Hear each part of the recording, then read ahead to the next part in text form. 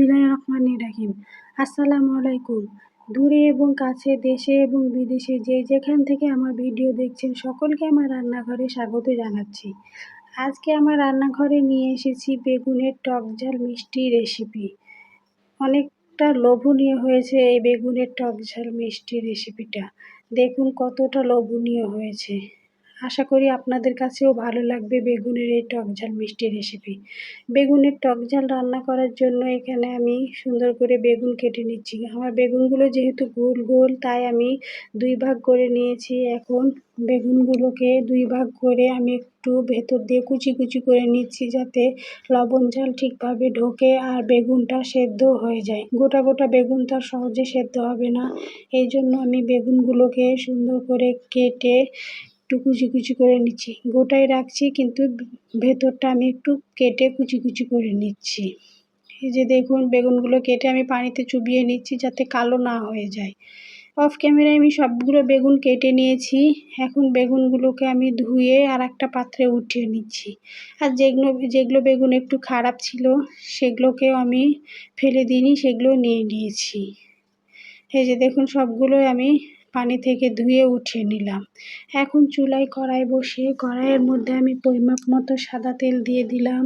এখন আমি এর মধ্যে কয়েকটা রসুন কুচি দিয়ে দিলাম, দিয়ে রসুনগুলো একটু ভেজে নিয়ে এর মধ্যে পেঁয়াজ কুচি দিয়ে দিব। ভিডিওর এই পর্যায়ে এসে যে সকল বন্ধুরা ভিডিও দেখা শুরু করেছেন অথচ একটা লাইক দিতে ভুলে গেছেন তাদের কাছে অনুরোধ রইল একটা লাইক দিয়ে ভিডিও দেখা শুরু করবেন। আপনাদের একটা লাইক আমার ভিডিও আরও অনেকের কাছে পৌঁছে যেতে সাহায্য করে। আর যারা এই কাজটি করেছেন তাদেরকে অসংখ্য ধন্যবাদ।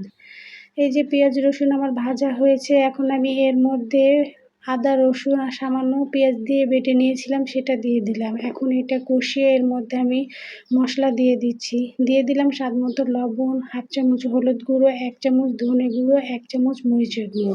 এখন মশলা সব সুন্দরভাবে কষিয়ে নিচ্ছি। এই যে দেখুন মশলা আমার তেল ছেড়ে গেছে। এখন আমি এতে পানি দিয়ে দিলাম। আমি গরম পানি দিয়ে দিলাম, ঠান্ডা পানি ব্যবহার করিনি, গরম পানি দিয়ে দিলাম। পানি দিয়ে এখন আমি এটা সুন্দর করে ঢাকা দিয়ে দেব যাতে ঝোলটা আমার ফুটে যায়।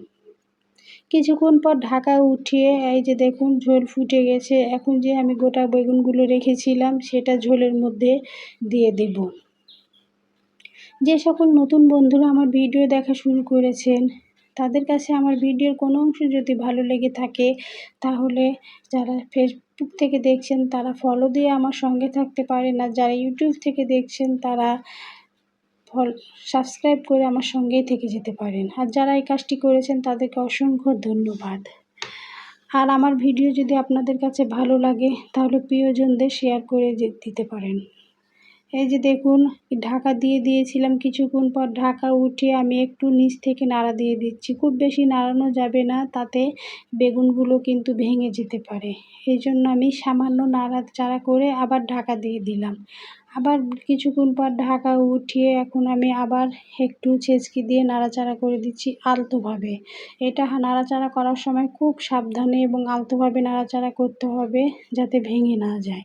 আমার বেগুনগুলো সেদ্ধ হয়ে গেছে। কড়াইটা নামিয়ে রেখে আমি আর একটা কড়াই চুলায় দিয়ে দিলাম, দিয়ে একদম সামান্য তেল দিয়ে 2 কোয়া রসুন কুচি দিয়ে দিলাম আর কয়েকটা পেঁয়াজ কুচি দিয়ে দিলাম। দিয়ে এখন পেঁয়াজ রসুন আমি সুন্দর করে ভাজা ভাজা করে নিচ্ছি। পেঁয়াজ রসুন আমার হালকা ভাজা ভাজা হয়েছে। এখন আমি এর মধ্যে 1 চামচ পাঁচফোড়ন দিয়ে দিলাম, গোটা পাঁচফোড়ন দিয়ে গোটা পাঁচফোড়ন দিয়ে সুন্দর করে ভাজা ভাজা করে নিয়ে আবার কড়াইটা বসিয়ে এখন সে ভাজা পেঁয়াজ রসুন পাঁচফোড়ন আমি বেগুনের মধ্যে দিয়ে দিলাম। মানে আমি এটা বাগার দিলাম, এই কারণে কিন্তু বেগুনের টক ঝাল মিষ্টি খেতে বেশি মজা লেগেছে। এখন আমি এর মধ্যে জিরা বাটা দিয়ে দিলাম, জিরা গুঁড়ো যেটা আমি ভেজে গুঁড়ো করে নিয়েছিলাম। এখন মিষ্টির জন্য আমি এখানে গুড় ব্যবহার করলাম, আপনারা চিনিও ব্যবহার করতে পারেন কিন্তু আমি গুড়ই দিলাম। গুড় দিয়ে আমি আলতো হাতে একটু নিচ থেকে নাড়া দিয়ে দিলাম যাতে গুড়গুলো চারিদিকে সুন্দরভাবে ঠিকভাবে ছড়িয়ে যায়। এখন আমি 2 ফালি লেবুর রস দিয়ে দিলাম, আপনাদের প্রয়োজন লাগলে আরও দিতে পারেন, আমি 2 ফালি দিয়ে দিলাম। এই যে তৈরি হয়ে গেল আমার টক ঝাল মিষ্টি বেগুনের রেসিপি। খেতে কিন্তু অসাধারণ হয়েছিল। ধন্যবাদ বন্ধুরা।